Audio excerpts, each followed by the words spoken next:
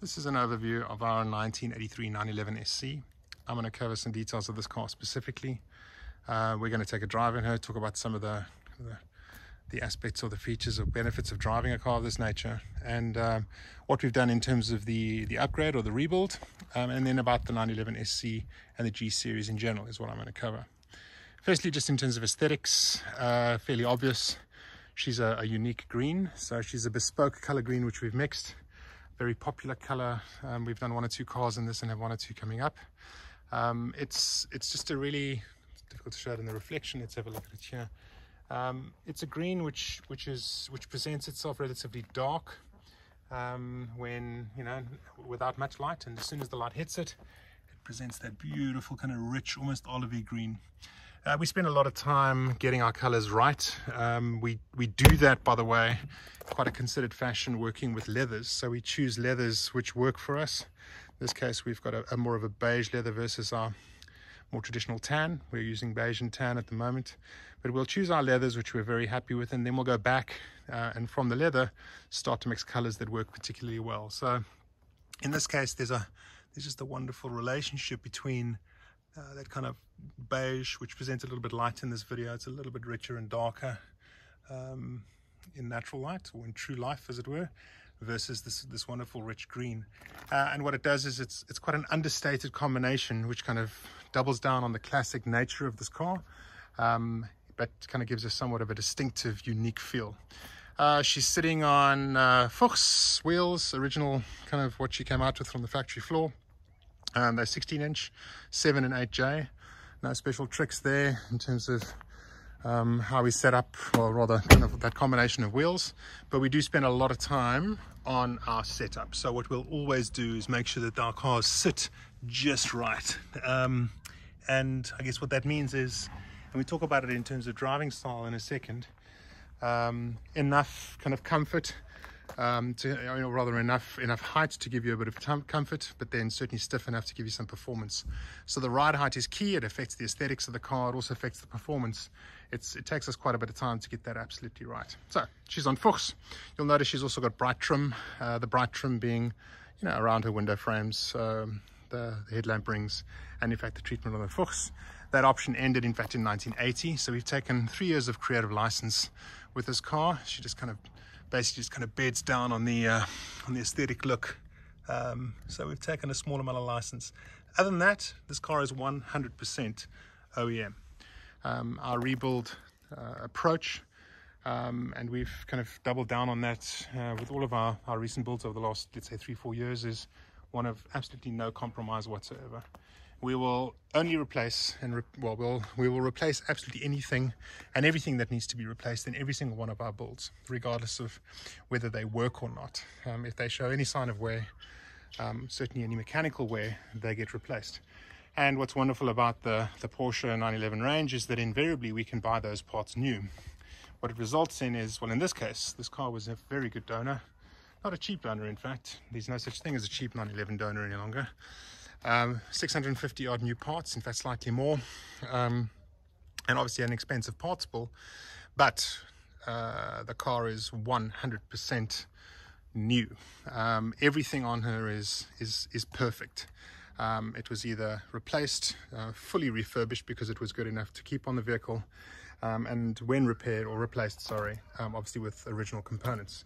A wonderful thing about Porsche is the fact that we can buy those parts. In our case, we import them from Europe, in certain cases from the States. So our approach to the rebuild is one of no compromise whatsoever. They talk nut and bolt. Yes, nut, bolt, seal, you name it. If it's a seal, if it's a nut, if it's a bolt, it's come off and it's been fully redone. If it's metallic, it gets treated. If it's rubber, it gets replaced, etc., etc. And once you've gone through that, we kind of claim to do our cars within 12 months or so. We stick to it once we get going. There's just a bit of a queue. Once the car hits the production line, we then kind of start at one end and work through to the other. And what it results in is a brand new 40-year-old car. These cars are capable in their original guise of doing 400,000, 500,000, 600,000 kilometers without even opening the motors. We obviously rebuild everything, so I'd like to say or think not I'd like to say, these cars are capable of doing 4, 5, 6, 700,000 kilometers going forward. And I do hope that all the people which are buying cars from us are in fact using their cars to that extent. I'm not a believer of keeping cars under blankets, and cars, to me, the 911s are not running until they hit 100,000 kilometers. So that's it in terms of the rebuild philosophy. Let's talk about the motor. But first, let's have a little drive on the car and have a little kind of listen to how she drives. So this is just a quick idea to kind of see what it's like to drive one of these cars in kind of normal traffic. Usually, these cars are shown in perfect mountain passes, which is only kind of every so often the case in terms of where you can drive them. So it'll be useful just to give you an idea of what it's like in Saturday morning traffic, whizzing around. And just going to give you an idea of how the SC operates. So the first thing that's quite remarkably different in the G series versus the earlier cars is the Cagetronic carburation. So just you can obviously set up these carburetors in a number of ways, especially the downdraft carbs. The Cagetronics, there's a little bit less you can play with. So you can set up the downdraft carbs to kind of give you a super smooth ride, but nothing quite as smooth as the Cagets. You get in, it starts, the warm-up regulator gets you going, and you're off. So when you're sitting in traffic, which is what we're probably about to do, it's very much the case. You just want a little bit of comfort. You don't need out and out speed, and in fact, in most cases, there is somewhat of a price to pay in terms of comfort when it comes to speed. How you set up a motor, how you set up a car, in terms of its suspension, has a massive impact on how drivable it is. And I mean drivability in terms of broader comfort, as well as feel and performance.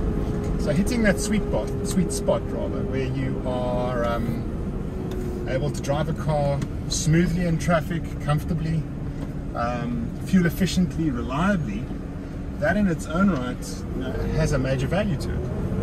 If you're then able to have a car that performs really well, you have a bit of flexibility on both sides, fantastic, that's great too.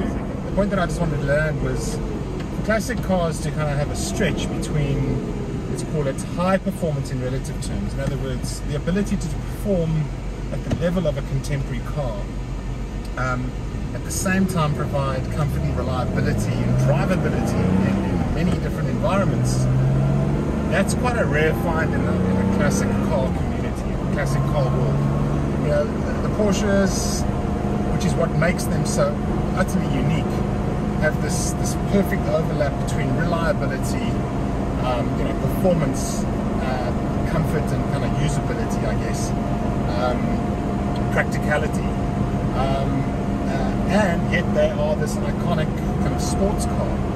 You just don't get that. Bottom line on that is that the SC or the G series is this kind of perfect middle ground of what is becoming on a daily basis more and more classic, and yet provides you with a high degree of performance, which obviously we can dial up if we need to, and never at the compromise or at the loss of comfort, practicality, and reliability.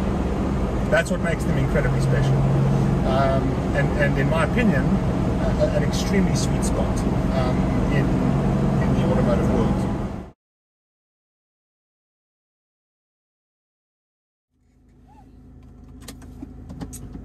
Okay, let's talk about another, I think, very important aspect of, well, 911s broadly, but I'm going to focus in on the 911 SC, which is the concept of enduring design principles. So put yourself in this position. You're in the Porsche design team, and it is the, I don't know, in the case of the SC, the early 70s, and you're putting together the final, specification for the upcoming launching 911 SC. And from above, the company is broadly anticipating that this will be the end of the series. There's a whole lot of new models coming up, and we've somewhat in financial difficulty. The company definitely wasn't as high flying as it is now. It was a difficult time over the course of those 70s and so on. Now put yourself in the position of the design team, and what you do then is you build a car, you design a car, and you build that car in such a way that 50 years later it is still driving. In hindsight, we look at that and we go, well, that's amazing. 50 years later, we're still driving 911s, and they're totally reliable, and in fact they're even in relative terms high performance.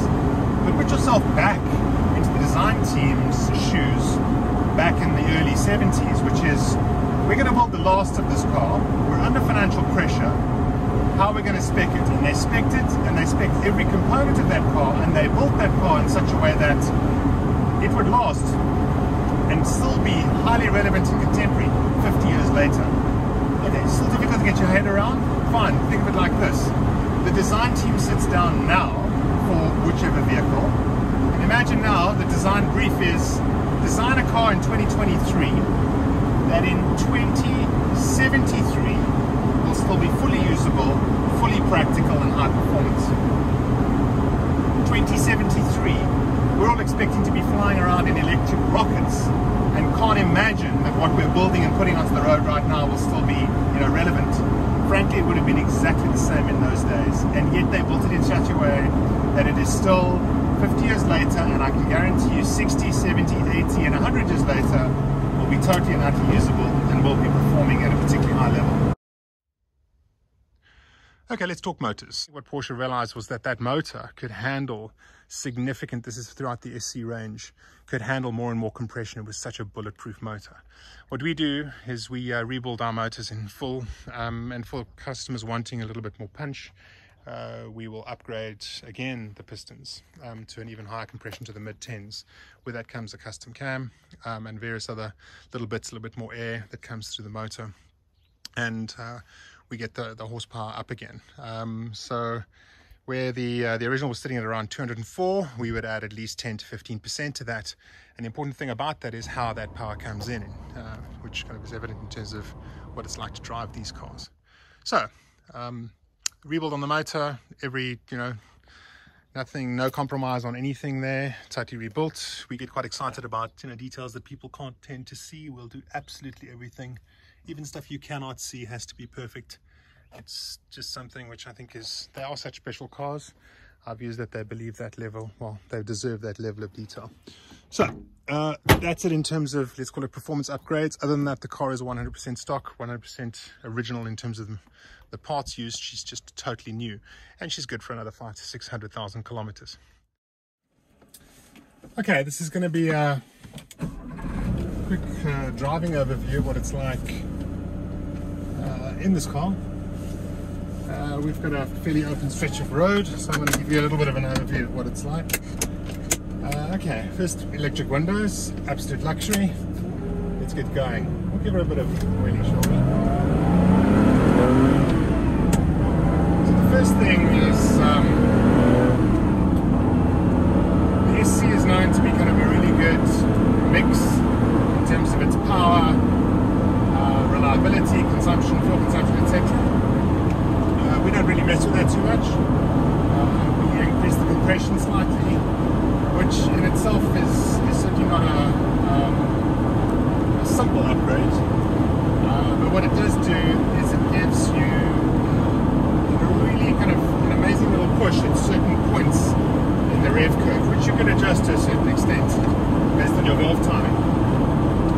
But the additional compression in the mid-10s gives the car a whole lot more grunt in the bottom end, and in fact up at the top end as well. And there's just a really nice kind of power curve that starts to kick in, which is quite distinctly different from the way that the original SC's motors are built. So stock casing, we keep stock sleeves, so we replace those sleeves and so on. But the pistons themselves are fully replaced, and they've got a slightly higher dome on them, which leads to the higher compression. And that higher compression then gives us just a nice kind of bit of grunt where we need it most. So we're sitting at about 3,500 revs. She picks up really nicely, 3 to 4, and she sings beautifully from 4, giving you just a little bit more grunt. So that's the one thing. You'll notice that I'm doing, what, 140 odd kilometers an hour, a little bit fast. The car is totally quiet. But once they're perfectly set up like this one is, it just literally hugs the road. Another remarkable thing, I wouldn't say about every SC, but certainly this one, the level of cars that we've been building of late, they are just so solid. I mean, there isn't a rattle. The car is tight, and tightness, I guess, is kind of both an acoustic tightness as well as a kind of a handling tightness, which has got somewhat to do with the setup. Then there's the combination of the engine note, where there's just enough, which is not screaming. We keep to standard breathing. There are two mufflers on an SC, kind of a pre-muffler and a post-muffler. We'll often remove the pre-muffler depending on what legislation allows for in different countries that we export to. This car happens to have had a pre-muffler removed, so she gets a little bit more air through. It's still totally quiet, unbelievably quiet in fact. So tightness is the feeling, I think, of just a well-built car, which I'd like to take credit for in terms of our team. Our team has obviously put the car back together again in a perfect way. It comes down to the original design of this car, which is everything just fits together perfectly and it's solid. So the driving experience is, I guess, very engaged as well. Not quite as engaged as a 1970, 911 racing car, but you can feel absolutely everything coming through the wheel to you. There is a uniqueness about the feel of a 911 steering wheel, based on the fact that the motor sits in the back. Obviously the majority of the weight then sits in the back, which then leads to a higher front, which then allows you to do away with any form of power steering. So the steering is totally mechanical, and yet it's absolutely light, and yet it's got very responsive feedback to it. So it's renowned in the broader kind of automotive industry that 911s, the classic ones, they've got such an amazing steering feel because they're totally manual or linear. You know, there's a steering column, it's going down to a rack and pinion. The rack and pinion are shooting out to, you know, the respective ball joints, and we go, we're steering the car. There's no servos, there's no electronic anything, and yet it's totally light. The 915 box, I've spoken about the merits of the 915 box on a number of occasions. I quite like them. The G50 box and the 964 is it's called a technical improvement. It is servo driven, there's hydraulics in there that assist with the shift. It's got more of a notchy, more contemporary shift. This is the G50 box. But the 915 box has got that absolutely classic mechanical feel to it. So you can find the gear more than easily if you've rebuilt the box correctly, and the synchros are perfect and the gears are good. And you still get let's call it the totally direct feeling of a mechanical car with the 915 box. I've in fact got cars which have had later G50s put into them where I've taken those G50s out for the earlier cars. I think an earlier car needs an earlier box because what you want to do is feel absolutely everything in the car where you possibly can. Okay, so to summarize, a very special car just in terms of the level of detail that we've gone to. She represents, I believe, kind of the quintessential kind of 911 in terms of it having the perfect balance between being a classic vehicle, fully usable, fully practical, and high performance. Its aesthetics are also fully classic in terms of how she appears, and it's a very hard balance to strike. So we believe that this is a really, really good example of that. And the SCs present themselves in that way. Every model is in my opinion, wonderful, and everything needs to be celebrated for them accordingly. This one's celebration, I think, is that it's this perfect middle ground between kind of a newer car and an older car, and it just hits the spot perfectly right.